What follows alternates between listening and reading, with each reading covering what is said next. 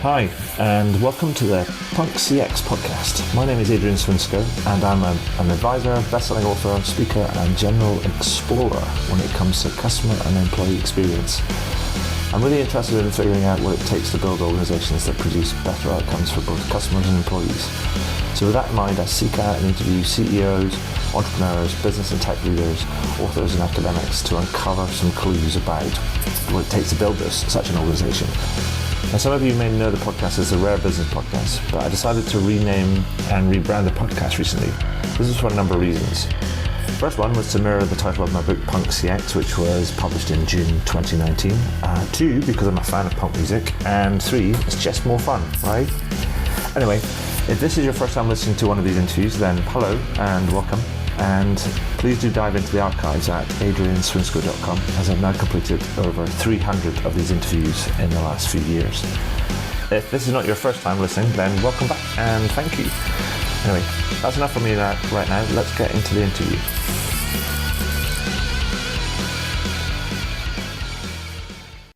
So, welcome to the next edition of the podcast. With me today, I have Claire Whitaker, who is a product and AI consultant. Now, that might not sound kind of like awesomely impressive, but you will find out a lot more from Claire how awesomely impressive that really is because of some of the things and the work that she's kind of like done. But first of all, hello, Claire. Welcome to the podcast. Hello. Thank you for having me. You're very welcome.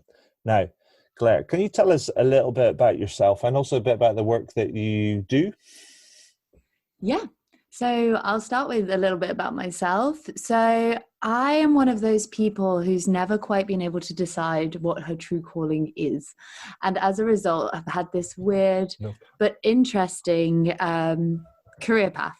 Right. So I started my life not my life, but my career as a chemist. And did my master's in chemistry and then went to work in research and innovation for a big chemical company. And while I was there, I got exposed to loads of really cool stuff and really interesting people trying to make innovative products in an area where it's actually quite difficult to be innovative. Right. And looking at how you can do that and make things do weird and wonderful stuff like completely non-stick repelling paints, for example. And I was working... Is that like those anti-climb sort of... So some of the stuff I was done actually was like, I worked for Dulux. So if you think about Dulux paints, they have that one that if you throw liquids at the wall, it forms all these little beads and then you can wipe it off very easily. So I was doing stuff like that. And working with manufacturing as well and getting exposed to a lot of Lean and Six Sigma methodologies, which I found really interesting because I big in on processes and customers. Right. But after a few years of doing that, I started to get a bit disenchanted because the kind of projects that I was working on would have 20-year implementation and launch timescales from idea through to product. And I just don't have the patience for that. Right. So I decided that instead I should look at something a little bit more fast-paced. And what's more fast-paced than tech was my thought process. So paint to tech. From paint to tech, exactly. So I actually ended up joining Amazon. Wow. 5 years ago when they were very small and based in Slough in the UK. In this rundown office with leaky ceilings and everything else. And I joined there as it was an entry-level position that was basically like a digital business 101. So I was doing everything from branding for clients, marketing, sales and business strategy, through to kind of like operational things and logistics, and even a little bit of terms negotiation. So I was learning a lot in a business that was moving very quickly indeed. But when I was there, I just kind of fell in love with technology and the fast paced and the customer experience, which is such a big thing within companies like Amazon. And they talk about it all the time. And just kind of thinking about that way. But again, after a few years, I decided maybe this isn't exactly for me. And I moved into product. and looking at product management and getting way deeper into technology. And around that time, we were starting to see a load of stuff in the media coming out about AI and how it was being used. And it was either the devil or it was amazing. And a lot of it just didn't seem to match up with the reality of what I was seeing working in these companies that were supposedly doing all this stuff. And so I decided, because I'm a little bit insane, that the solution to this problem was to teach myself to code and then start my own kind of blog and news outlet to really kind of counteract a lot of the, and I hate to use this term, but a lot of the fake news I was seeing around AI and tech. Right. And so I got much more involved in that space and working both from the tech side, but also from the product side in launching things that were using artificial intelligence and using some of these kind of machine learnings to solve customer problems and to do that at scale. Right. And ultimately, I ended up just falling in love with this space. And it's probably the one that's been able to hold my attention the longest. Right. Because it's always changing. And that's kind of why I started my business, my AIC consulting business, where I kind of help people who don't necessarily have access to the resources that I've been fortunate enough to have access to understand how they can, instead of focusing just on the technology first, focus on the customer first and the experiences and the value they want to offer that customer. And then kind of once you've got that settled and sorted, thinking about how you might use some of these solutions like artificial intelligence to do that at scale, to do that in a way that's really adding a lot of value to your customer and a way that's kind of helping you run your business more efficiently and more sustainably. Right. That's me. Perfect.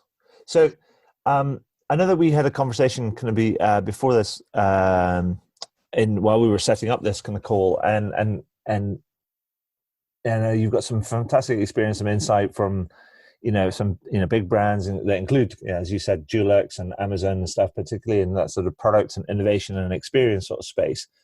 And we were talking about some of the stuff that you can learn, and we sort of grouped it into, you grouped it into a whole bunch of kind of themes and also kind of like statements that are about things that you've kind of like learned that I thought would be really interesting to share.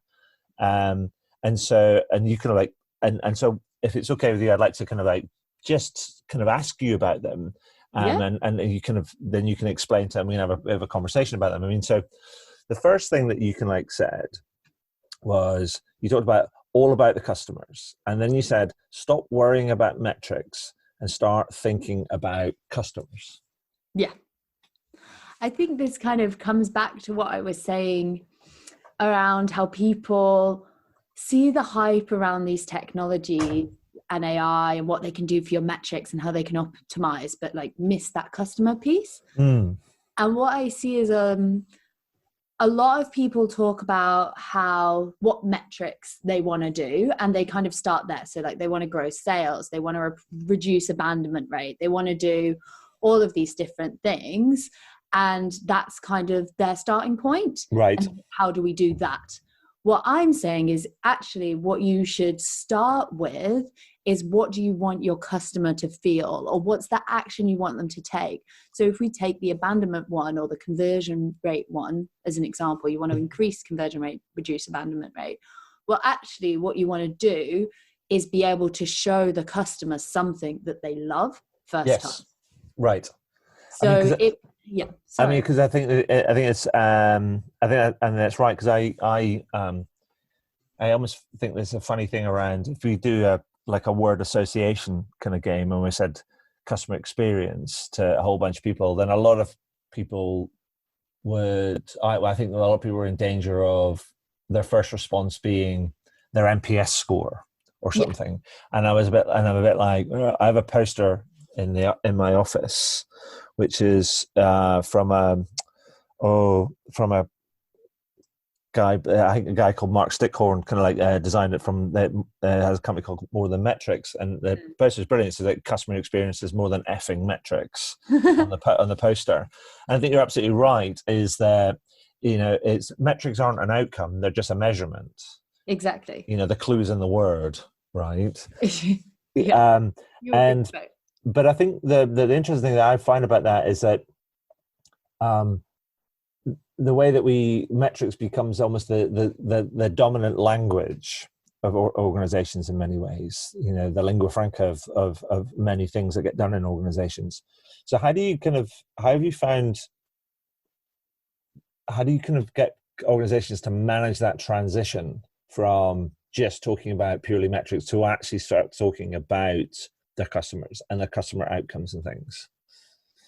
So I think one of the ways, when I've been doing workshops on this with different clients, one of the ways I start this conversation is by asking people to do an activity such as a walk the store. Mm-hmm. So for example, if you've got your product, I'm just going to take the example of an e-commerce website, mm-hmm. Quite an easy one and one that people can relate to. If you give the people in the room a task, so for mm-hmm. example, I want you to find a oak table that suits your living room and you like things that are industrial style, as mm-hmm. an example. And then you get the people to go through the process of trying to do that on your website, and like all of the steps, and you ask them to record everything that you're going through. If your customer experience isn't great, they're going to get really annoyed mm-hmm. as they try and go through this process, and they're going to really empathize more with what your customer is going through that actually they may not have done before. Mm-hmm. And I find a lot of people haven't done this kind of activity before with their products, yes. or at least haven't done it for a long time.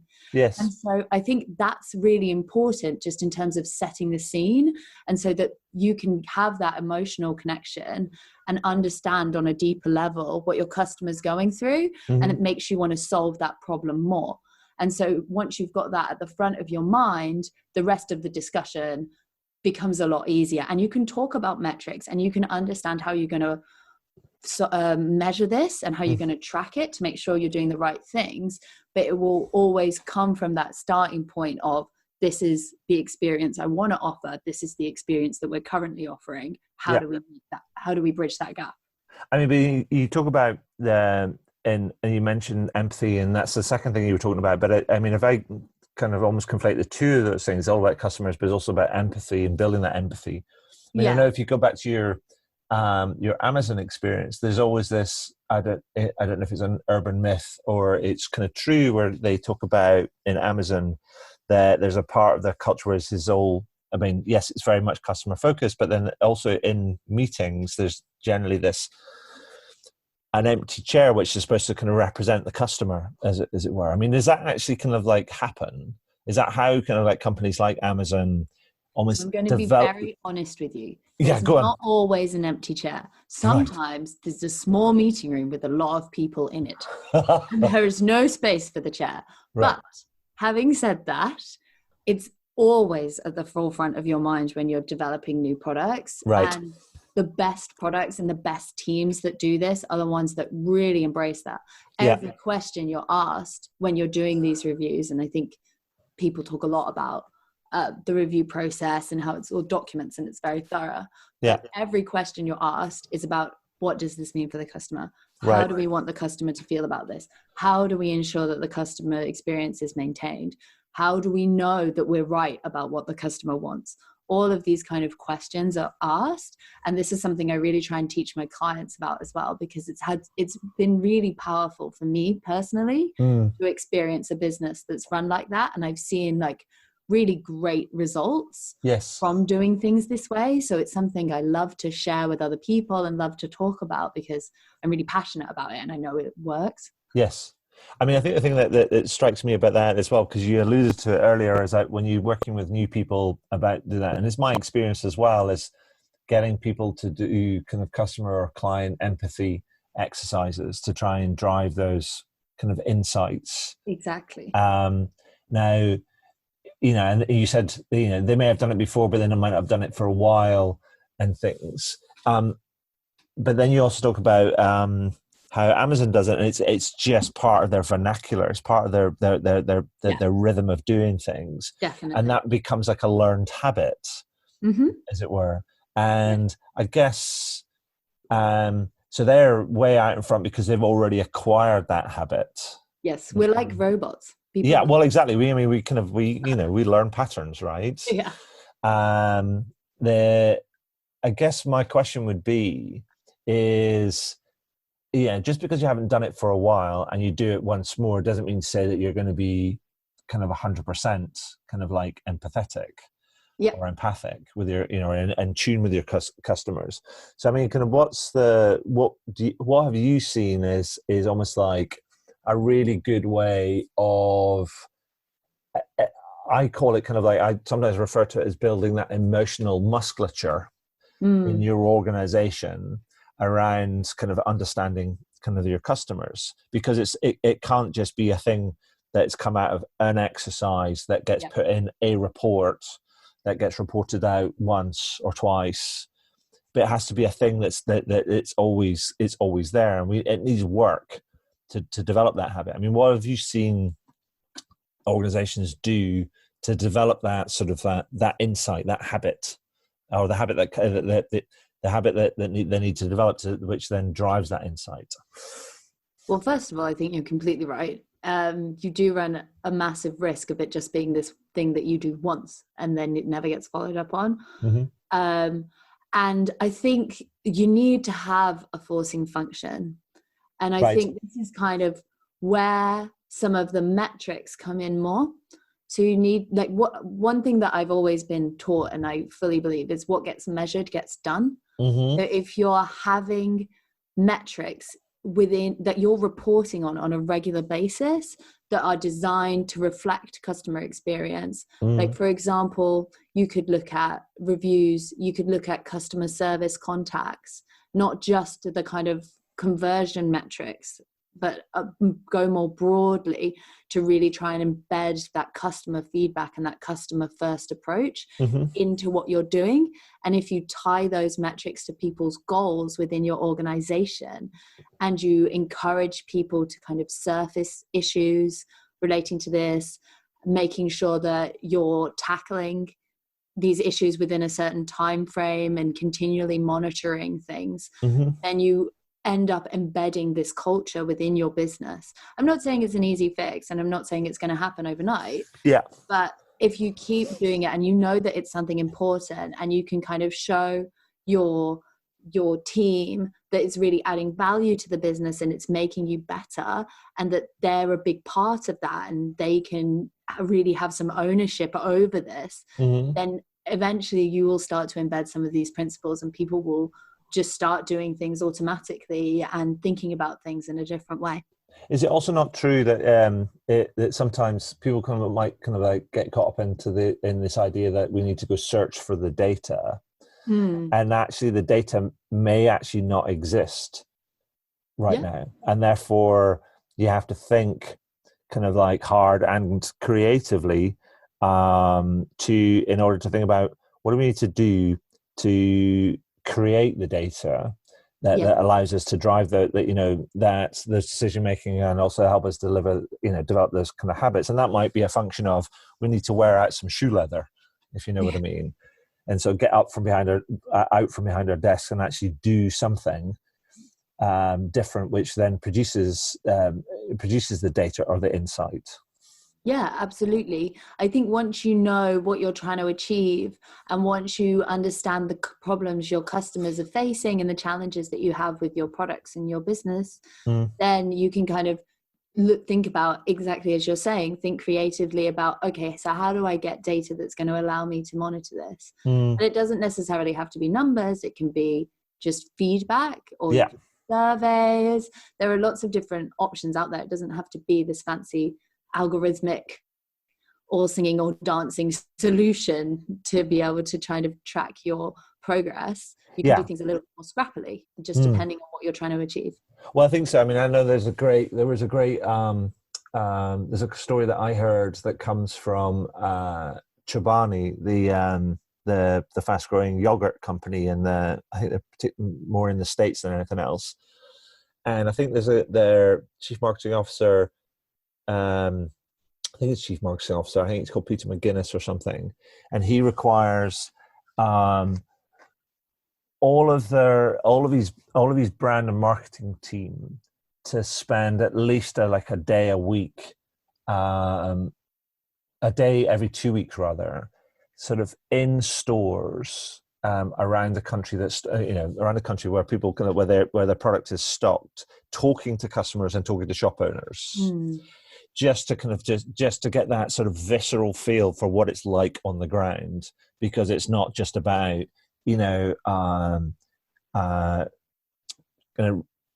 sales figures and kind of supply levels and all these different things. Sometimes you need to kind of like eyes on the ground to actually see what's kind of like happening and to get that insight, and then you gather up all that insight and then you can pull it all and think about the themes and everything else that comes out of that. So that's what they're doing in order to, and I guess that's what they're making space to do in order to create the data and inverted commas that they need, that's going to provide the insight that's going to drive kind of future decision making. Yeah. And that's a really great example. And another example that I've heard about is people within the marketing, sales, or any function, account management, spending time on the phones within customer service and answering people's questions and really getting into the weeds of understanding some of these different challenges. And exactly like you say, then you can take those insights back and understand what you need to do to make your product better. Perfect. So let's kind of like switch a little bit, and because we talked about understanding customers and putting them in the front of our decision making and building our empathy and so on and so forth. And then, but at the beginning, you also talked about learning to code, thinking about AI and everything else. And you sent me a statement which I thought was interesting. You went, "You don't need AI." Understanding the hype and discussing. And I'm like going, all right, kind of like tell me what that means. Yeah, I think this is something that's been a constant bugbear of mine for many years now, is that people just seem to want to jump on artificial intelligence because it's a way to make your product sound really sexy, right, and sound really fancy. And actually, there are some drawbacks with this. Number one, you need a lot of data to make this work well. And actually, you might be better off just doing more simple calculations in some of the time, just in Excel. And you might actually get better results because you need, like I say, like artificial intelligence, machine learning, in the way that it's applied in the majority of businesses today, is just predictive analytics. Well, not just predictive analytics, but a lot of it is around predictive analytics. And to be able to do that well, you need a lot of data. And actually, there are other challenges. So it's expensive to get data. It can be very expensive to run these systems, and you might not get better results. And you need to be able to maintain them and to be able to monitor them and to track them and to understand what's happening, so you don't run the risk of the algorithm running wild and doing all sorts of crazy things that you never expected. Like, I don't know if you heard, it was a few years back, but there was I think it was Microsoft developed this chatbot called Tay. Yeah. And it went on Twitter and started engaging with people, and then just ended up being really, really racist and sexist. Yes. Because it just picked up on all of the bad things. Yeah. And actually, they could have done that, or they could have done what they were trying to do with a much simpler solution, or like rule-based, or less technical, that would have been less expensive to run and had a better impact. So I guess kind of what you're saying also relates back to what you were saying earlier about, when you talk about thinking about your customers, you're actually kind of talking about going, actually, AI deployed in the right way for the right reasons can be great. Yes. But you've got to the first thing you got to do is not just go and think, "Oh, AI is the answer," and then and then Angel starts singing, "Oh." Exactly. But actually, you got to figure out what it is you want to do, and then pick the right tool for the right job, right? Exactly. I interrupted you, but what I was saying was, I think people just see dollar signs when they hear the word AI or artificial intelligence, and I really strongly encourage I feel like it's actually one of my reasons for existing, is to encourage people to actually take that step back and think, okay, what does my customer need? How do I best serve them? Because that you may have AI may be the right solution for you, and like there are many instances where it is, but there are many instances where it isn't. Right. And you don't want to just get caught up with the hype and then end up in a mess when you've got this system that you can't maintain, or that isn't predicting well, or isn't doing something well, and you aren't able to kind of go back because it's been so expensive to implement in the first place, and you're going to lose a lot of money. But then you also going to like mention in that you talked about give the example of the Tay sort of chatbot that got produced some kind of undesirable results, let's say, when it was released on Twitter, and that made me think about the next thing that you talked about. We talked about ethics and data, and because that's a big part of that that whole AI and data choice and things, and it's a dimension has emerged, but is still emerging in terms of how ethics plays into all our decision kind of making. I mean, what's your experience and what's your take on that whole sort of topic? I mean, I guess where should the ethics kind of discussion come in that whole sort of thinking process? Yeah. So, I mean, I think it comes in right at the beginning. Right. Before you've built anything. And I think the first thing you need to do is really understand the technology and understand how it works, what its limitations are, so that when you're looking at building your solution, you know some of the pitfalls before you start, so you can kind of mitigate against them. So then once you kind of understand the technology, we can talk a bit about some of the different kind of pitfalls as I go through the process.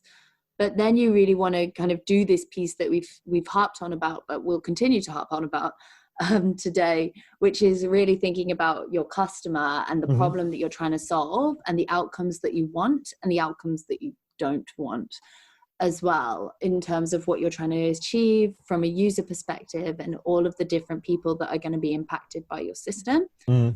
And so once you've kind of got that, and you know why you're doing what you're doing and what you're trying to achieve and how it's going to work, then you can really start thinking about your algorithm. And I'm going to take an example of a system that I heard about in the US. I don't have all the full exact details, but I'll use kind of a high level overview. But they wanted to use an algorithm, a machine learning algorithm, to be able to better predict whether to let people out on bail. Right. And so they wanted to use the algorithm to kind of help them in this process to make it more accurate and make their predictions better. And so they developed this solution, and then they were starting to see that it was showing a lot of bias towards ethnic minorities, even though they hadn't necessarily included the ethnicity of the person within their data set that they were training their algorithm or training their system on. And what they found was actually it was disproportionately negatively biasing against people who came from single parent homes. Yes. Was like this wasn't the original bias, but it turned out that the data set was biased against ethnic minorities, and in that particular instance, those people were more likely to have come from single parent homes. And so even when you're trying to like not be biased in your system, or trying to remove things that you know are obvious biases, the algorithm has a funny way of being able to find our biases even when we try and kind of disguise them. And will magnify those if you're kind of just let it run and let it go without monitoring it, without checking it, and without trying to understand what's happening. So when you're building these systems, you need to think about, from an ethical perspective, and just because it's the right thing to do, you need to think about your data set and the likelihood that there will be some biases within that data set that you need to be aware of, and you need to try and mitigate against them. Do you think, though, actually, because you talked about kind of like ethics and data and relative to technology, I mean, is it that that we almost need to kind of elevate it up beyond to a higher level and back to that sort of almost the customer organizational level, where we end up with a, almost like an ethical set of standards or like a code of conduct in many ways, and that becomes the principles that drives kind of what we do and how we kind of do, and it just filters down, and those become the lenses through which that we look at how we use data and how we use technology, and and kind of before that how we treat our customers. If it doesn't fit, then you can't do it, or you need to change your code of conduct and your set of practices to be able to kind of do that sort of stuff. Do you think? I mean, can you see a lot of people? Do you think that would kind of help with that? And two, if so, have you seen many people actually do that? I almost put like that code of conduct in place that becomes guiding principles for the organization. Yeah. So I'm going to kind of answer this in two ways. So yes, absolutely. I think there should be a code of conduct. And in fact, there's a lot of work going on in this space. There's a company that I do some work with called Digital Catapult. And they have this machine intelligence garage, and have produced a really comprehensive set of ethical guidelines. And I'll share the links so people can have it in the show notes if they're interested. Yeah.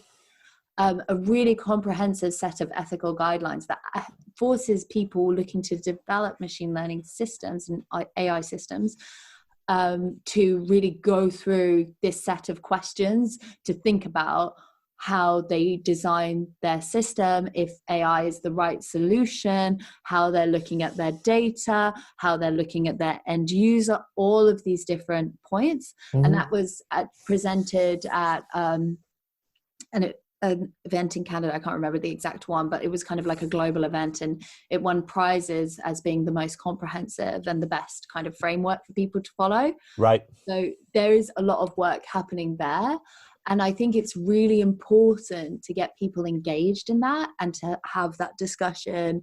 And when they're thinking about these solutions, make sure that they're looking through these questions and thinking about how they can apply that to their business.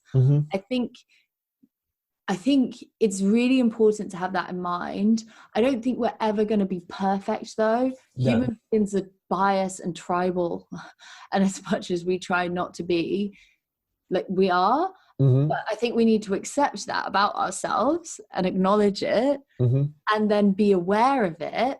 And so that when we're looking at using technology to kind of enhance and partner with some of the things we're looking to do, that we know that this is a potential problem, and that we're putting steps in place to make sure that it doesn't become a big problem. Right. Okay. That's cool. I mean, it's great that you pointed us to that, that resource. I'll make sure we get that linked up in the as you say, in the highlights.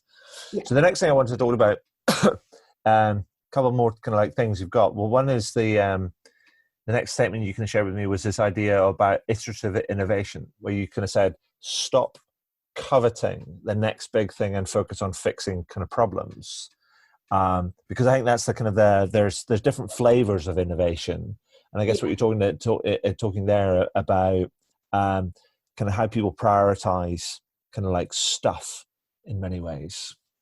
Yeah, I think there's this is just my personal preference as a process person. And I get the impression when people think about innovation, everyone wants to be Elon Musk. And it's not that I don't want to be Elon Musk and be changing the world and doing all these crazy big things that are super exciting. But I think that's great. And it's important that some people do that. But I don't think we should all be coveting that. I think there are so much to do and so much that we can improve that will have a much more immediate and positive impact on people's lives, just by fixing some of these smaller issues, and just by focusing on kind of understanding an area and a thing that you're trying to achieve and going through and continuously making it better and better and better and improving those experiences for people more and more and more, I think you can have a bigger impact. And instead of just trying to completely flip the script and change the world and make millions, then we want to make sure that you're able to kind of improve the experience for your customers and grow your business in a sustainable way by continuing to improve and just doing it iteratively. And I think so I know we talked about this kind of offline, because, and I know that the iterative innovation, particularly in the product sort of space, is absolutely core of what Amazon is about.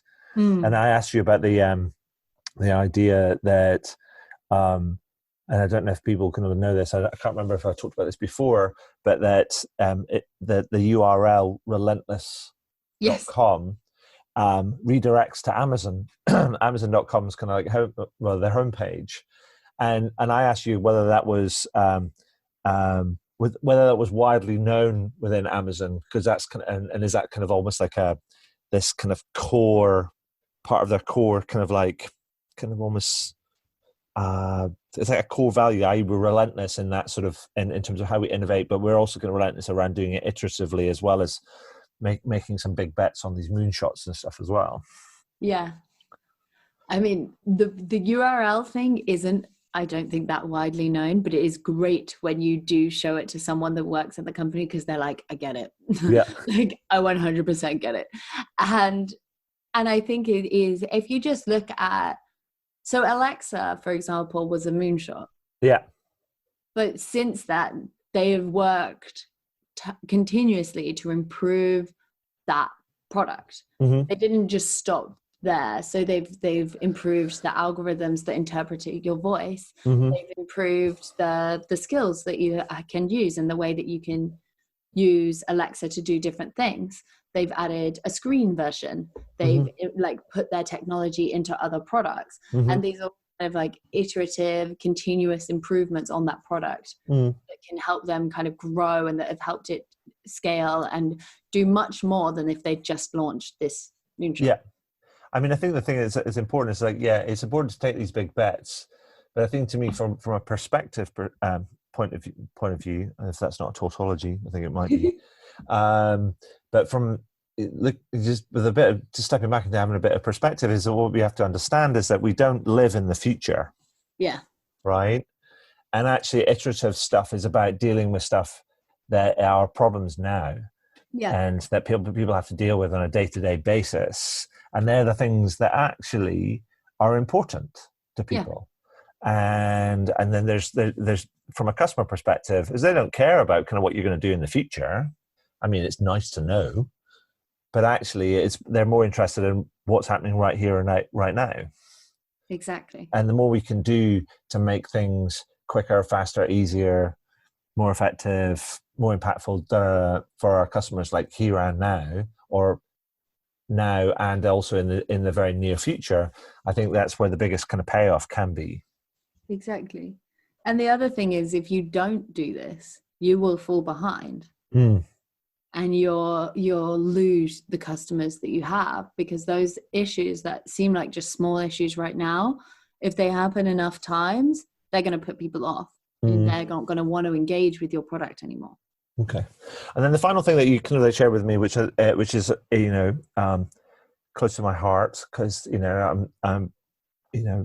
I start talking about kind of the need for more punk type thinking in when it comes to service and experience. You talked about thinking differently, the power of standing out in business and not conforming, and you talked about different perspectives and backgrounds. I mean, can you tell me what you mean by kind of that? I think that if you want to be innovative and if you want to drive real change, you need to actively seek out people who do not think like you. And you want to encourage there to be a lot of diverse opinions in the room, because if you don't do that, you run the risk of going down a rabbit hole and realizing that you you've gone the wrong way and you're now lost in a warren and you don't know how to get out. And I think particularly if you're working within the kind of customer experience space, it's very easy to miss things, because it's, even if you do these kind of like empathy exercises and trying to get into the feeling of the customer and what they're thinking, if you don't encourage people who think differently to how you think, you're going to miss things, and you're going to miss those opportunities, and you're going to do things wrong, and you're not going to be able to understand why. And there is a lot of value in having people in the room who don't think like you, who can point out these things and who can kind of speak up and say when they are like, I think that's a terrible idea, or have you thought about this? Like, what about these people? Like, they wouldn't like that. Did you see this kind of potential issue? And so by having these kind of diverse rooms and these diverse experiences, you better represent your customer. No, I think that's fair. That's fair. So if I was to boil it all down, Claire, and I said, my podcast is interested in how we improve the servicing experience that we deliver to customers. I mean, and given that people are, it's very easy. There's lots of new things out there, and it's very easy to get caught up in the world of ideas. But actually, the most important thing is oftentimes is to just get started on that improvement kind of journey. Where would you advise people is the best place to start? I'm sure that this will come as no surprise to anyone listening. I'm going to say start with your customer. And what do you mean by that? I mean, start with like, who are you trying to be? Whose problems are you trying to solve? Like, what does this person feel? What do they need from you? Why are they coming to you? And how do you best serve them? And try and get into their point of view, because kind of everything else will, as soon as you understand that, everything else will fall into place. Like, you'll know that you need to make the buttons blue because they love blue. Like, you'll know that you need to be able to have a system that goes super fast because no one likes waiting for your screen. Like, you'll know like which campaigns you need to launch. You'll know which products you want to launch. You know how things should look and feel because you understand that person, you understand their problems, and you understand why they're coming to you. And so if you start there, it makes everything else fall into place a lot more quickly. Perfect. Oh, and then don't assume that just because you've done that 6 months ago that things haven't changed. Yes. Yeah. So keep on it all of the time. Keep on it. Make sure that they're always there in your mind somewhere, or in an empty chair. Perfect. And so another one, just kind of like switching gears a little bit. I mean, what do you see as being, in terms of the future servicing experience? I mean, what do you think are some of the big kind of the key challenges that you think lie ahead for firms? What they need to be thinking about, what they need to be getting ready for, what they need to tackle, if they're going to be successful going forward? I think the interface between the human approach and human being there and technology is something that businesses really need to think about and really need to understand what they do, because technology isn't going away. Digitalization, digital transformation is not going away. If anything, with recent things that are happening in the world, it's just going to speed up. But people still want to work with people. People still want that human aspect and want to feel valued, and that's very difficult to achieve if you're just doing things technically. And so it feels to me it's a bit like having a relay race, right? And it's like and I use this analogy a lot. It's a bit like relay teams. The best relay teams are not necessarily or not always made up of the fastest runners. They're made up of people that are pretty fast at running, but brilliant at getting the baton round.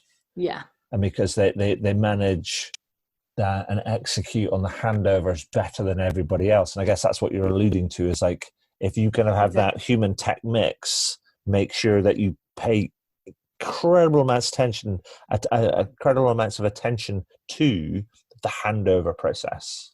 Exactly. Awesome. Exactly. So one final thing, Claire. So we were talking, and as you know, I published a new book called Punk CX last year, and I'm doing a piece of social research in all these interviews. Interesting. And what I've been doing is I've been asking people 2 questions. Okay. The first one is, it's like a word association type of question. And I said, what 1 or 2 words would you use to describe a more of a punk approach to customer experience? Individual. Awesome. And the second question I have is, what company or brand do you think epitomizes a punk approach to experience? Monzo. Awesome. Thank you. And so that's my kind of thing. I'm just collecting those because what I'm trying to show people is that punk isn't about piercings and leather jackets and green hair. It's like you say, it's just about thinking differently and about adding voices to that, and kind of like a set of words to actually show people that actually punk can be a broad church. But it is about thinking differently. It's about daring to be different, and having the courage and the convictions to be able to do that. So thank you for that. That's great. Fun challenge. Yeah. So Claire, is there anything else that you'd like to add that we've missed out? No, I just want to say that I think customer experience is incredibly important, and I love what you're doing with the Punk CX and encouraging people to think really differently about customer experience and embrace that. And starting with the customer, you can never go too far wrong. Perfect. That's it. Well, thank you, Claire, and thank you for sharing your insights. And good luck on the series of adventures that are in front of you. I'm sure you will smash it. Just want to say, thanks again for sharing your time and your experience with us. That's been brilliant. Thank you so much for having me. I've had so much fun. Well, that was cool. I hope you enjoyed it. I did, and I always do actually, because I always learn something new when I speak to some of these amazing people. And it's always something new that I can incorporate into my writing, speaking, workshops, and other sort of advisory work that I do. Now, if you're interested in learning about any of that sort of stuff, then you can find out more about how I work with clients over at adrianswinscoe.com. But one final thing before I go, please consider heading over to iTunes or Spotify or whichever podcast platform you choose to use, and do leave a review. Every little helps, as we say. Anyway, that's all for now. Thank you for listening, and do tune in again soon. All the very best. Cheers. Bye.